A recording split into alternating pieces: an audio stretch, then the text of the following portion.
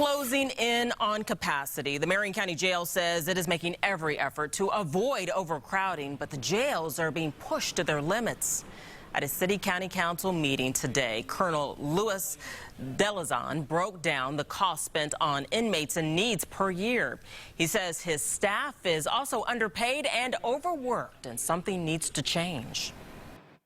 Enlighten them on what the sheriff does. We especially wanted to enlighten them on the fact that sheriff deputies are paid considerably less than in other law enforcement agencies, and that that there is a high incidence of mental illness in the jail.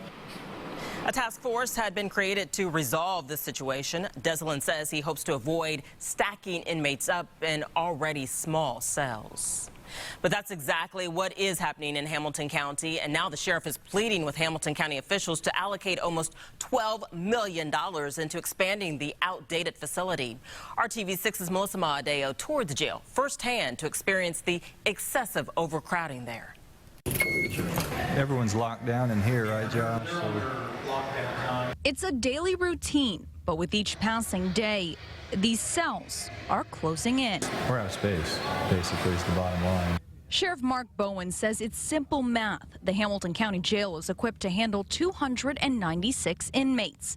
On an average day, they house 345, and women and men must be separated. Clearly, that puts us up against the wall with the number of female inmates that we have. Of their 6 housing pods, 1 is dedicated to women. Maximum security offenders have already been moved to an entirely different building, straining officers and reaction time to fights. Can I get cell 505? Problems arise, tensions flare, people get on each other's nerves, as we all know, and that's typically what happens in this environment. As you can see, it's designed for 2 people. But 3 inmates share the space, 1 on the floor. There's a lot of young men, a lot of testosterone, so therefore a lot of jockeying. With the 25-year-old building worn and size maxed out, the county's population continues to grow. We had 165,000 people in Hamilton County at that time. Today we're over 300,000 people. The larger the population, likely the more offenders.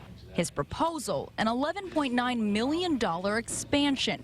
Bone says it won't cost taxpayers as the county already has the funds. People are looking at it as a land of opportunity, and criminals are doing the same things. Melissa Maadeo, RTV6 News.